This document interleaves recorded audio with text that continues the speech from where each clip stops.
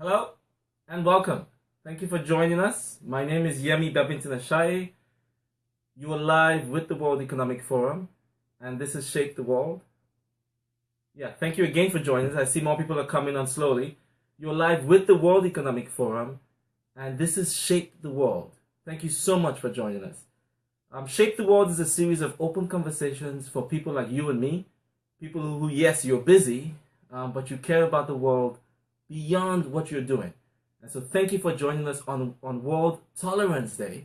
And today we are live to talk about ethics. Yes, ethics. And we can talk about anything you want because we have the world's most prominent living philosopher, Peter Singer, a professor here at Princeton University. Please say hello. Hi, nice to talk to you all. All right, thank you. Hello, Mohammed. You get the first shout out. Okay, you guys know how it works. This is your broadcaster drive. Hi, Ricardo. If you say nothing, nothing will happen. So please take the responsibility seriously. We have to have a conversation today on ethics. Hi, Vanessa in Dubai. All right, this is your show. We're live with Peter Singer, professor at Princeton University, the world's most prominent philosopher. Today is World Tolerance Day. What should we talk about? And tomorrow is World Philosophy Day. Now, I want to propose, as usual, we go in 3 chunks. So a first chunk can be just kind of ethics and nature. The relationship between man and nature and the environment. A second chunk could be the relationship, kind of everyday stuff in society between all of us. And then finally, we can do some personal questions. Okay? Are we good? All right, who wants the first question? And while we wait for the first question, Professor, I wanted to ask you. So we asked young people around the world in something called the Shapers Survey. We asked them what's the biggest challenge facing the world today. And the top answer across the whole world, 26,000 responses, 187 countries, the top answer was climate change and the destruction of nature. What are your thoughts on this? Did they get it right? Are they exaggerating? And before I give you the mic, for those who've just joined, we're discussing ethics, and we want to kick off by discussing ethics and nature.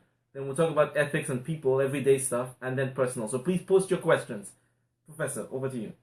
I think they got it right. I think climate change is an enormous challenge, a very difficult challenge, and one that is going to shape the future of the world, not just for the next decade, but for centuries to come. So it's critically important that we get this right. And of course, it's not just its impact on nature. I would say it's on impact on all of us, on children and grandchildren and many generations to come. And the worst impacts are probably going to fall on those who are least able to defend themselves. And those are going to be people living in the developing countries, particularly people in poverty, people dependent on rainfall patterns to grow their food to survive, people in low-lying areas that could get flooded by rising sea levels, people who will be victims of more extreme storms. These are very, very serious questions. Okay, thank you so much. So Professor thinks young people got it right. Climate change and destruction of nature is the top issue. We're talking about ethics and nature. So please post any questions in the feed. Remember, it's your broadcast. Ricardo, you get the first question. Ricardo is asking, why do you think that some people say climate change is not real? Please post your questions in the feed. When we're done with nature, we'll talk about ethics and people. So don't go anywhere. If you think anybody you know would like to join, please hit that share button. Professor, you get Ricardo's question. People deny climate change because it's an inconvenient truth, as Al Gore said many years ago. Some people are wishful thinkers. They think that this problem will go away or it isn't really a problem. They don't want to change their life.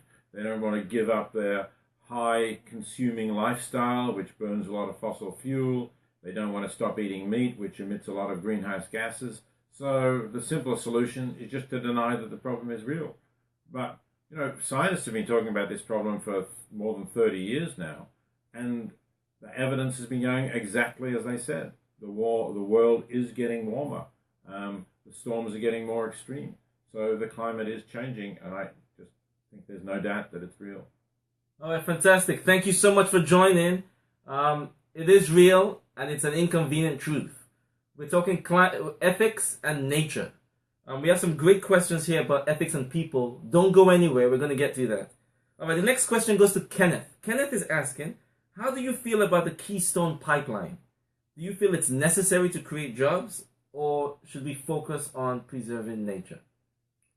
I think the problem with the Keystone Pipeline is it's going to invest a lot of money into using a fossil fuel resource, which is going to emit a lot of greenhouse gases. And what we ought to be doing is transitioning away from fossil fuels into clean energy and reducing energy usage. So I'm opposed to the Keystone Pipeline, not just for the protection of nature, although there is a risk of damage to nature from the pipeline itself, but because of the entire climate change issue and all of the consequences that could have. Okay, so it is a serious issue. Thank you. Please post in the feed. You drive the conversation. Professor, I want to build on something you said. You talk about people not willing to give up eating meat. Now, is this an issue about man and nature? Absolutely, because meat production is one of the big sources of greenhouse gases. The United Nations Food and Agriculture Organization has said that the livestock industry is responsible for more greenhouse gas emissions than all of the transport sector. So all of the cars, trucks, buses, trains, ships, and aeroplanes. Wow. Add them all together, and meat does more damage to the climate than all of them. Wow. So, yeah, it's something that we really need to change. All right, so our top environment experts at the World Economic Forum is a guy called Dominic Warre. And when asked what's the biggest thing you can do to save the planet, he said stop eating meat. He's absolutely correct. That as individuals, if we're thinking about what we can do, stopping eating meat is probably the biggest single contribution we can make to reducing our impact on the climate. All right, Sumit, we have an intellectual question from Sumit. How is big data going to change our ethical behavior towards nature? Or will it or won't it? Thank you, Sumit. Hi, Sumit. Look, big data can do lots of things, and I'm not really clear exactly what it's going to do. Like many technologies, it has the potential to be used for good, and it has the potential to be used for bad.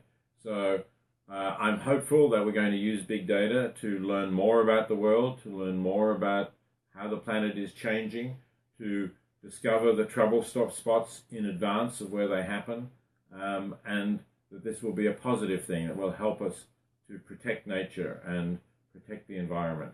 But of course, it's quite possible that it can be used for commercial exploitation of the environment in ways that are not good. So this is actually not just one challenge, but a series of challenges that will have to be fought. Now, Professor, you often argue that we have a responsibility to nature. Can you say a bit more about that? Because it seems the prevailing behavior is the exploitation of nature. Now, is there any way that we can think about this differently? Yes, of course. We can think about stewardship of the planet for future generations. And if we think about it in that way, we take a longer term view. We think about ourselves as having inherited the earth, but in a sense only as stewards, only to look after it and pass it on to our children and grandchildren. And on that basis, then, of course, we want to protect remaining areas of wilderness. These are priceless heritages that can never be replaced if they're destroyed. Yeah. We want to protect our climate, as I've already been saying. Yeah. We want to prevent species becoming extinct, because once they're gone forever. Yeah. And don't we already regret the species that have been carelessly lost over recent centuries? So I think that's the attitude that we need to do. Stewardship, yes. All right, fantastic. All right, you are in charge, and I can tell from the feed you're all eager to move on. All right, we're going to move on. So if you just join in, we're live. This is Shape the World with the World Economic Forum, and we're live with Peter Singer. It's an open conversation about ethics. We've just discussed ethics and nature, and now we're going to talk about everyday ethics, ethics in society between all of us. And you drive, and he's the world's most prominent philosopher, is what they say. So he's going to take every question. It's his frank opinion. If there's data, he'll share the data. If not, he'll give his opinion. He's promised. So any question you want, and he has some controversial positions. So please post. If you know anybody who would love to join, hit that share button. And if you haven't liked our page yet, please, what are you waiting for? Like our page.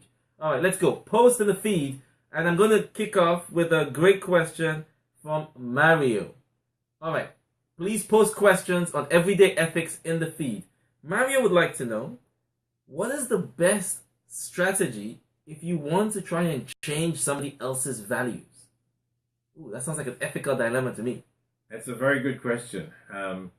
So I think the best strategy is, first of all, to avoid coming across too much as a preacher. Don't be self-righteous about it.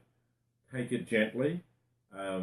Your example is often going to be more important than a lecture that you might give to your friend. But explain, gently.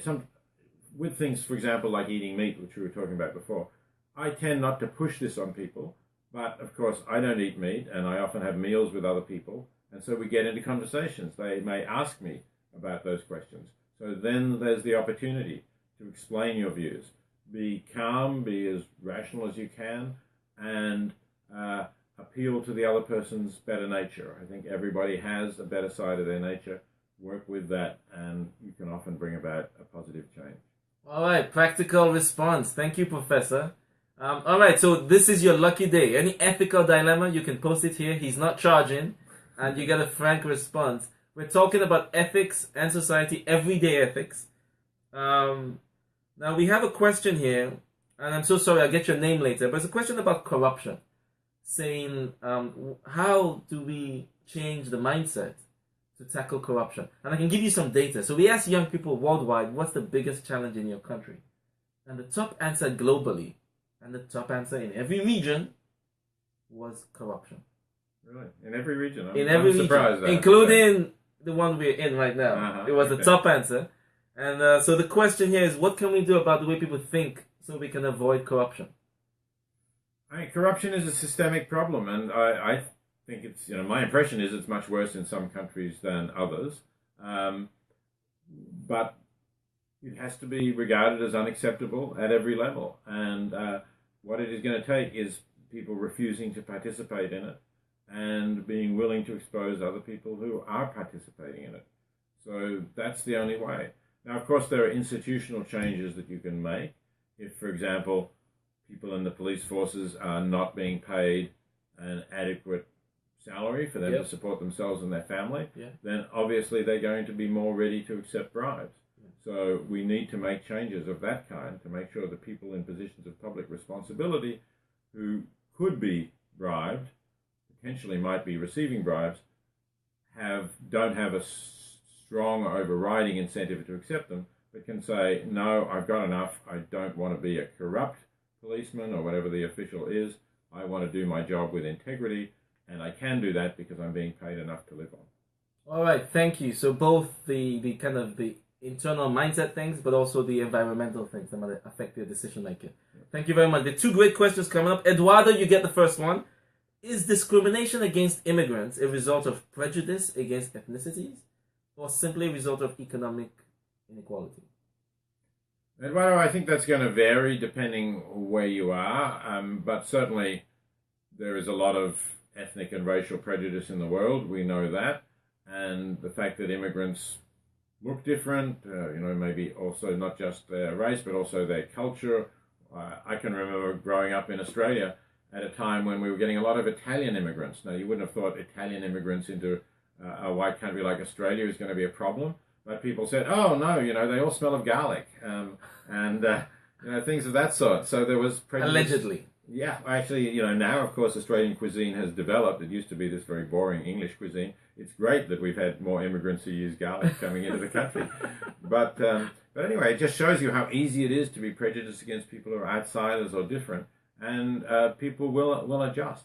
So I think if you feel that you are the victim of prejudice, hopefully that's going to be a transitional period and it will change. But it's going to be there, and sometimes it will have economic motives as well, no doubt. All right, thank you. Akil has the next question. He says, as a representative of effective altruism, the movement, what can young people do to make the effective altruism movement more effective? Thanks, Akil. It's great to have a lead into this really important topic. And if some of you don't know what effective altruism is, you can go ahead and Google it. You can also look at an organization that I've founded called The Life You Can Save. If you go to thelifeyoucansave.org, you'll find a lot about effective altruism there. It's a movement mostly of younger people who want to make altruism an important part of their lives. That is, they want to feel that through their lives, they're making the world a better place. But that's not enough just to know that your intentions are good. You also need to know that you're doing that effectively, that whatever resources you can afford, if it's time, if it's your skills, your energy, or if you're donating money, you want that to be going to organizations that will do the most good with it. And thelifeyoucansave.org will show you some of those organizations that have been thoroughly researched and vetted that are doing the most good with it. That's the place to go. All right, thank you, and thank you for the explanation. Now, to Akil's point, so young people should, I guess, learn more about this. And yes, absolutely. I mean, effective altruism is a movement. It's less than 10 years old. Started mostly by younger people, students at universities, for example. And it's concerned to use evidence and reasoning to find out how we can do the most good, and to encourage people to get them to learn that everybody can contribute to making the world a better place. And this is a really satisfying and fulfilling thing to do, to make it part of your life. So you can get online, you can join the effective altruism community, and you can be in contact with other people who have the same thoughts as you do, and build up this great community of people living more altruistically and being effective in doing it. Brilliant. Thank you so much. Very practical responses we're getting here. So you're getting lots of action. We have more people joining. You're live with the World Economic Forum. This is Shape the World with me, Yemi. And we have a special guest today for our open conversation on ethics. Peter Singer. He's named the world's most prominent living philosopher. He's at Princeton University. And he's taking your questions, giving frank answers, sharing research where there is. So it's your lucky day. We've talked about ethics and nature. Now we're talking about ethics and society, everyday things. And we have some practical questions in the feed. You drive. So please post in the feed so we have a great conversation. If you know anybody who should join, hit that share button and let's go live. Vincent Suarez, you get the next question. How do we balance stewardship of the planet versus stewardship of our own families and providing for our own families? So if somebody gave me $10 to cut some trees when my family desperately needed $10, how do I think about that? This is if your family really needs $10 in order to put bread on the table, for example. It's not reasonable to expect you to forego a chance to earn it. I don't think anybody is going to sit around watching their children go hungry when they could earn money, even if earning the money is bad for the environment. So we have to try to establish a world in which everybody at least has enough to feed themselves and their family. I think that's basic. Once people have got over that hurdle, then we can perhaps expect people to have more consideration for other values and to think about the long-term effect of chopping the trees. The trees are going to go, then there's going to be nothing for anyone, there won't be the forest, and clearly, it's at that point that we can start to think longer term. Wow, that's actually very powerful, although you said it very calmly. Basically, we need to take care of that, if you like, the first ladder on Maslow's hierarchy of needs. Yes, exactly. We need to sort that out for everybody. The physical needs. Okay. That's right. Now, isn't that a bit too liberal? Too liberal in what way? Well, I mean, isn't that like saying we need a social safety net? Oh, I see. Oh, well, look, I have no problem with being politically liberal in that sense. We do need a social safety net. And, since we're in the United States, I think it's a disgrace that the United States does not have a proper safety net as other affluent countries do. Even Obamacare was not a complete safety net, and now Donald Trump says that he's going to repeal that. Who knows what he'll replace it with. Yeah, I think every country that can afford it ought to provide a minimum for all of its citizens, that they get enough to eat, that they get some minimal health care, that they get a chance to educate their children, they get safe drinking water. Those things ought to be basic for everyone in the world. All right, you heard it here first. A strong statement, no holds barred. You're driving a great conversation, people, so please keep posting in the feed. Now, I don't have the name because it's gone up from my phone, but the next question, Goes to a wonderful lady. You can find her name. She's asking, Professor, do you think social networks are bad for ethics? Are they destroying ethics, or are they reinforcing ethics? Social networks like this one. Well, again, as with big data, social networks are a technology. They can be used for good and they can be used for bad. I think in general, social networks are a very positive thing. As I said a few moments ago in response to the question about effective altruism, a network of effective altruists has been really important in helping to grow this movement, because there are a lot of people who were thinking about wanting to live more altruistically, but in their town or their community or among their friends, no one else was doing this, so they felt isolated. They become part of a effective altruism network and they get supported. So that's good. But we've also seen just recently in the US election that social networks have spread completely fake news and spread hatred, and that's clearly a bad thing. We have to just try to make sure that the predominance of information on social networks is accurate and positive and is pointing people in a beneficial direction. All right, great. Thank you. Okay, we're live with Peter Singer, the world's most prominent living philosopher. We're discussing ethics. We've discussed ethics and nature. If you missed it, please check it out. Now we're talking about ethics and society. Post questions in the feed. We have lots of great questions. Luciano is asking, do you believe ignorance, in the Socratic understanding of the term, can be justified in society today? Oh, we're getting philosophical here. So the Socratic understanding of ignorance, for those who don't know it, Socrates said that he was the wisest person in Athens because he was the one who knew that he didn't know a lot of things, whereas a lot of other people thought that they knew everything. So Socratic ignorance is really about questioning, about saying, do we really know this? For example, do I know what justice is? Or do I know how to live ethically? And that is a very useful technique, because often we think we know things and really we've just accepted them without questioning. We're being conformists. We're taking something that's been handed down by our parents or our teachers or other generation, and we haven't really made it our own because we haven't questioned it. So yes, in this sense, Socratic ignorance is a powerful a powerful tool for stimulating your ideas and getting yourself onto a firmer foundation of what you think. Okay. 2 questions I want to ask. One of them is asking from Aman. Hi, Aman. Aman wants to know, what do you think of Eastern Buddhist Hindu ethical framework? I mean, that's a big framework. Buddhist, Hindu, Eastern.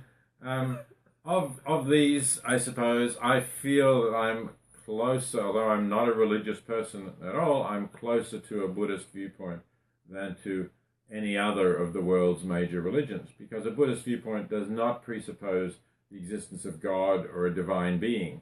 Buddha is a teacher, but is not a divine being.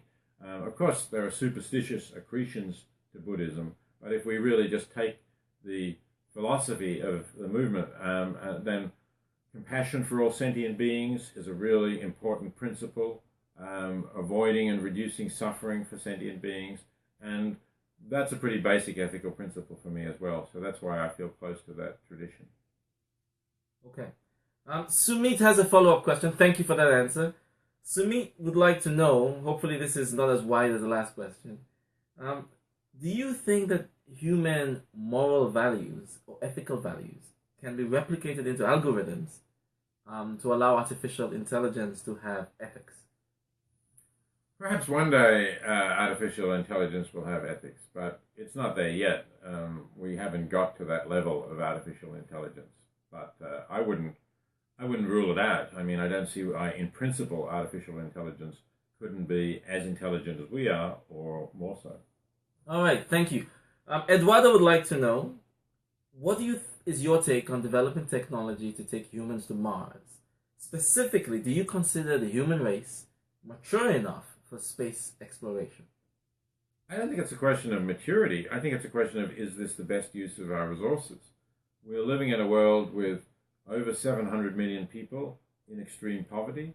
We're living in a world in which we are contributing to climate change, possibly getting the climate to a tipping point where it becomes completely out of control, I don't think getting to Mars is a priority that stacks up anywhere near those problems that I've just mentioned. All right, strong statements there, but that's what this is about. Open and frank conversation, and you're driving the show. Iris, you get the next question. How do you suggest we promote philosophical and critical thinking amongst people today, kind of everyday people? Iris, is there a kind of I think there's an under suggestion there that's not happening.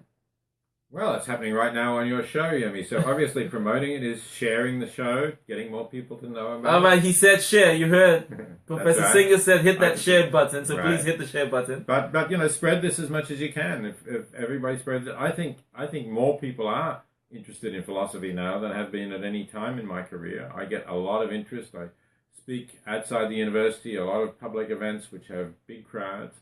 A lot of people are really thinking philosophically and interested in trying to think about their lives.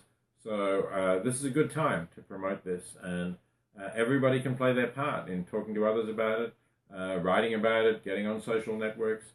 You know what to do. You can play a role in spreading it. All right, fantastic. I think now, just in the interest of time, we want to segue to personal questions. So if you still have something philosophical, ethical, post it. But now the door is open. If you have any personal questions for Professor Singer, he'll take them. So if you just joined, we're live with the world's most prominent philosopher, Peter Singer, is a professor at Princeton University. And we're talking about ethics. We talked about ethics in nature. We talked about ethics in society between us. And now we can take some personal questions before we have to let Professor go. So you drive the show. Please post in the feed. Professor, can I ask you, maybe as we wait for the personal questions to come in, how long have you been vegan? Well, I've been vegetarian for something like 45 years now. Oh, wow. But at the time I became vegetarian, veganism was pretty unknown. There was a tiny vegan society in the UK, had maybe 200 or 300 members. That was probably most of the vegans in the UK then. But gradually, of course, there's been a lot more information about being vegan. There's a lot more vegan food options available, and it's become easier. And so over that period, I've shifted towards being vegan. But there was no particular moment, I guess, at which I said from now on I'm going to be purely vegan, because for me, it's still a matter, particularly when I'm traveling, when other people are cooking for me. It's not a matter of being absolutely pure. It's a matter of trying to avoid supporting the industries that exploit animals, that mistreat them, that are cruel to them, and avoiding the emission of unnecessary greenhouse gases. So it's not a matter of 100% purity, it's a matter of being substantially vegan in the purchasing decisions that I make, whether it's supermarkets or restaurants. And I've been that way for a few years now. Okay, and for the record, I'm also vegan, so I'm absolutely loving it. Great, that's true. It's a great way to live, and you feel good on it, as well as everything else. You feel good that you're contributing to the world, that you're avoiding animal suffering, but it's also a really healthy diet for yourself and your digestion, I think. You should join us, people. It's amazing. You should. Now, you are amazing because there's so many great questions coming in hard and fast. Let's start with Cosmin. Cosmin has been asking this question a few times, so I am paying attention, Cosmin. Cosmin would like to know, do you have a quick list of books that you consider most important for people to read? Now, I have one, actually. Okay, what's yours? Oh, the bread. Thank you. Right there. It's called Ethics in the Real World. It will blow your mind. Really, check it out. It's new. I love it. I'm traveling with it right now, but I recommend Ethics in the Real World. Check it out by Professor Singer. Any other books you want to throw out there? Well, thanks very much. If we're promoting my own books, I'll get more, right? Why not? Here's a book. Actually, this is the newest edition of Animal Liberation. Oh, that's a classic. A book that I published in 1975, and it's been out in several editions since then. It's never been out of print. And if you want my views about animals and why we ought not to eat them, that's the place to go. Classic. I second that. Thank you. But let me just recommend some other books that I didn't write for a change. A lot of people get discouraged about the state of the world and think that everything's going downhill and getting worse. I recommend Steven Pinker's book, The Better Angels of Our Nature, in which he charts the progress that we've actually made over millennia and centuries, and how despite the way the newspapers feature the violence and the terrorism and the killing, your chances of dying a violent death at the hands of another human being are lower now than they have been at any previous time in the existence of our species. So that's a nice positive note to talk about. That is a great book. And you actually answered my next question, which was a question from Angela. Angela was asking, how do I have more hope? So Angela, get your hands on Steven Pinker's book. Any other thing you want to suggest to Angela for her to get some more hope? Well, get involved with the effective altruism movement, because it is full of positive people who know that they're making a really positive difference to the world. So that will help to give you hope. All right, Rebecca, I love your question. Angela, I hope you like that answer. Rebecca is asking, what song do people need to hear right now? What song do people need to hear right now? Well, I don't know. That's a good question. I mean, I'm a big Leonard Cohen fan, and of course, Leonard Cohen just passed away. Yes, he's on my mind. So maybe I'll suggest Hallelujah. Yeah, I was going to go for that one too. That famous line about "There's a crack in everything." Yes. That's the way the light gets in. Maybe that will go back about being positive too. Sometimes things look bad because they've got a crack, but it can be a source of good. I didn't expect you would have an answer to that question. All right, amazing. I'm going to listen to it. Leonard Cohen's Hallelujah. In fact, I have it with me already. So check it out. Beautiful song, and listen to the lyrics. We have a question from Rodrigo. Rodrigo was asking, are there any tough, challenging ethical situations you find yourself facing on a regular basis?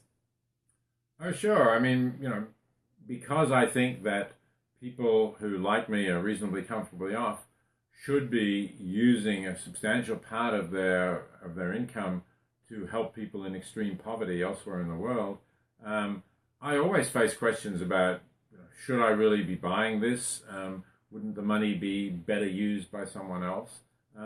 That's always a dilemma. I mean, I try not to think of it all the time, because you can just torture yourself to death by these kinds of dilemmas. I tend to do my giving more on an annual basis, but it's always there in my consciousness that I don't want to have really expensive items, because there's always better things that you can do with your money in a world like ours.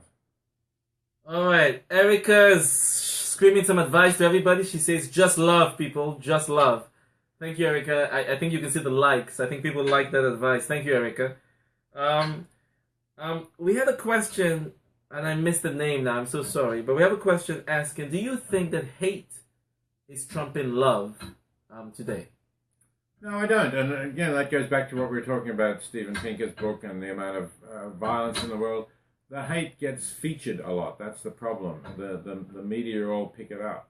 So we get a disproportionate understanding of what's going on in the world. But there is less violence on the whole, and I think there is a lot of love, or at least a lot of altruism, a lot of concern for others going around the world as well. Okay, now I want to ask you this. As many people know now, the world is experiencing what Professor Klaus Schwab calls the fourth industrial revolution.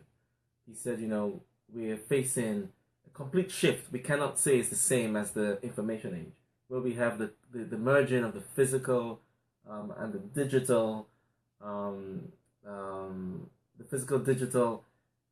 parts of life all coming together. Now, question is, do you think the world is ready for this fourth industrial revolution? I suppose it had better be, because these things are happening. But I have a reasonable amount of confidence in our ability to adjust. I think that we are very flexible. We learn and we change our life patterns. I've seen a lot of changes, obviously, over my lifetime, most of which I think are positive changes. And I think we're going to adjust to the fourth industrial revolution as well. Okay, thank you. Now we're going to have to let Professor go. So, Professor, you get the last word. Is there anything you would like to share with the audience? You guys are great. Thank you. Anything you'd like to share as we wrap up? Well, I want to say thanks for your questions, and thanks to you too, Emmy, for the program, which is obviously an exciting program that gets a lot of people on it. I just want to maybe emphasize what we said before. think about what you can do for others in the world. Think how you can make that be as effective as possible. And the result is not only will you be helping others, but you will find you get the reward as well. All right, fantastic. Wise words. Thank you so much. This is Shape the World, open conversations on local and global issues. We've just had an open conversation on ethics with Professor Peter Singer. If you're watching this after the broadcast, it's not too late. Please post in the feed. We all read, and anything you leave will influence everybody. And anything you leave will help all of us to shape the world. Thank you so much. Please like our page and share this video. Thank you. See you next time. Bye. Bye. Bye.